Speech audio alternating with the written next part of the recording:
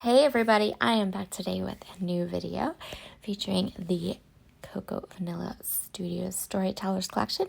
This is part of a series that I do with my good friend Nicole, who is Coley Bing on YouTube, and I will be sure to link up her channel down below. So my silly Billy friend Nicole, she went away to a crop and she did like 6 layouts with her Storytellers collection. And so now I am way behind in catching up with videos for her. Unfortunately, I then went away on a trip. So today we both have videos going up, and then when I get home from my vacation, I have to try to catch up with her because now she's like 5 layouts ahead of me. Anyway, for today's video, I'm going to use one of the sketches for square photos that I have been using most Monday evenings. This sketch bundle is available from Allison Davis at scrapbookgeneration.com, and I will be sure to link it up below. But if you have been following along, we're going to do sketch number 4 today, along with our storyteller collection, and I am fairly certain that Nicole is also using an Allison Davis sketch today because she also is amazing, and she's the reason I know about Allison Davis's sketches. So for my layout today, I am going to need to cut a whole bunch of 2-inch squares, and I want those squares to turn out the same size. The best way to do this is I'm going to create a little bit of a stopper for my trimmer. This is a genius hack because so what I'm going to do is I'm going to take 3 pieces of white cardstock. I'm going to adhere them all together using my tape runner, and then I'm going to grab some washi tape. And I'm going to stick the white cardstock and the washi tape to the left of the 2-inch mark on my trimmer. This way, all the squares that I'm going to cut are going to be the same size. They are as close to 2 inches as I can get them on the trimmer, but more importantly, they will all be 2-inch-ish, and they will all be the same size square. This is a perfect hack for working with quilt designs and all that stuff. Anything where you need all of your squares to kind of fit together and be the same size, but when you maybe don't have the right size punch, like I don't have a 2-inch square punch, or anything like that, doing it this way, you're getting the exact same size squares for all of your cuts. Love this. It is one of my very favorite tricks, and I learned it from my good friend Nicole. I have cut all the squares that I need, and I'm going to ink up all of them using some vintage photo distress oxide ink. I also die cut a whole bunch of squares, or not squares, stars, using the star-shaped dies that I showed at the beginning of this video. I am going to use the Storyteller collection today completely 100% out of the box. I'm going to scrapbook some pictures that features Spider-Man and my boys. So this is going to be a superhero layout with the Cocoa Vanilla Studios Storytellers collection. So I'm using a collection that would be considered very feminine. There's lots of flowers, lots of things like that, and I am pulling in everything that's not a flower. I am pulling in the icons and elements that are not feminine, and we are making a masculine superhero Spider-Man layout. So I'm starting by filling this background paper with these squares, and I'm following the sketch so that I get this background exactly right. I am going to deviate from the sketch quite a bit Not so much with this part, but definitely with some of the other elements and things I put on top. But I'm going to fill this whole area with these 2x2 squares. Once I have all of these squares down on my page, I'm going to go ahead and put my photos in here. My photos were printed with a white border, and so I decide that that white border is plenty. Now, I am going to have to be careful here because the horizontal photo, it is super, super easy for me to put it upside down, so I don't want to do that.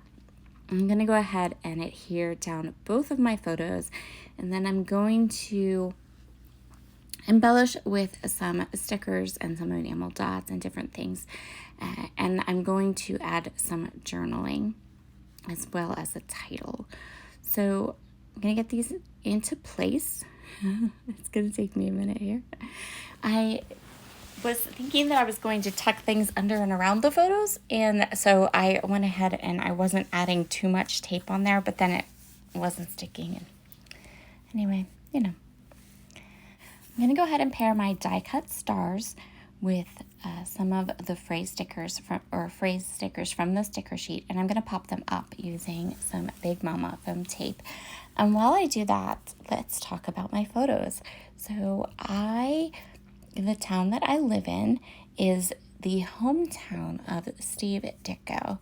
If you are a Marvel fan at all, then that name might be familiar to you because Steve Ditko is the co-creator of Spider-Man, and he is from the town that I live in. He graduated from the same high school that my oldest son Morgan did, and so in my town there is a museum dedicated to Spider-Man and all things Steve Ditko. And there is also in my town the only Marvel, I don't know what you call, Marvel approves of this Spider-Man mural. Maybe that's the way to put it. I don't know is it licensed maybe? Anyway, it's the only one in the world.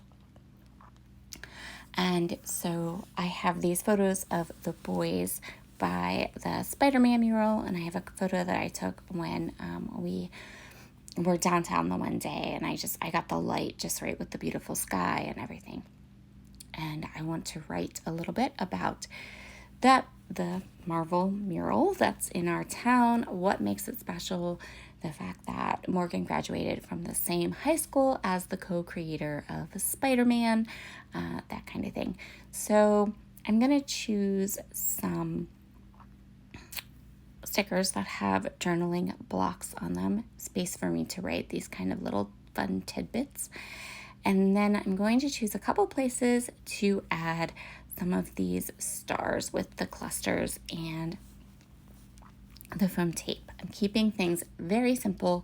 I have all that beautiful pattern paper. I used a pattern paper as my background to add a little bit more embellishment to my page, but these colors were so perfect to use with this story and these photos. So I'm just avoiding all of the kind of florally bits and pieces and going with more of the photography and the stars and different things that are in the collection as embellishments.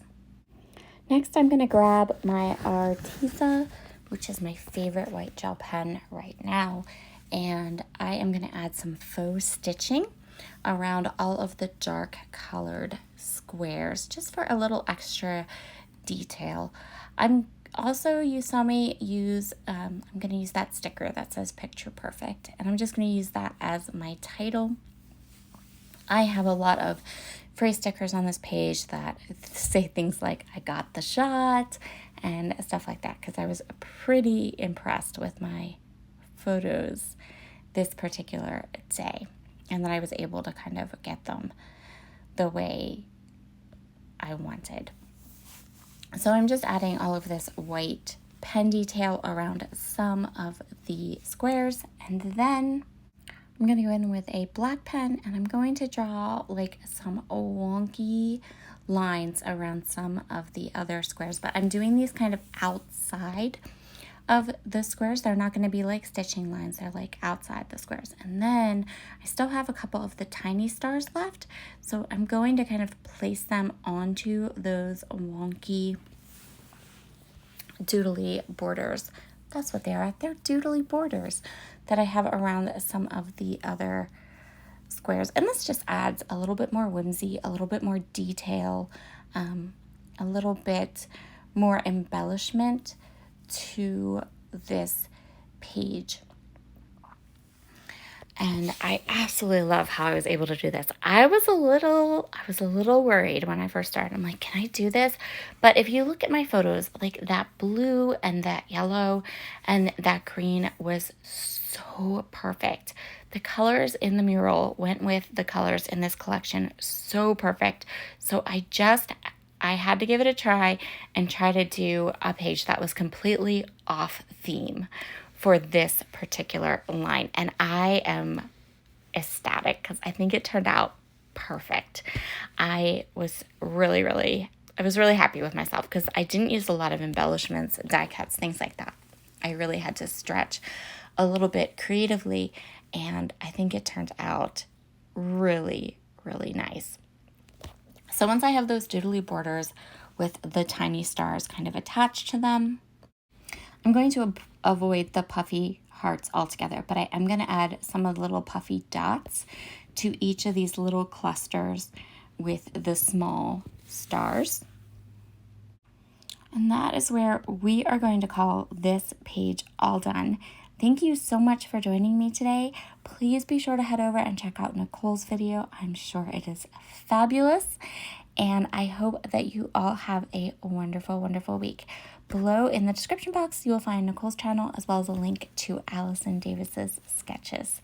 Talk to you soon. Bye.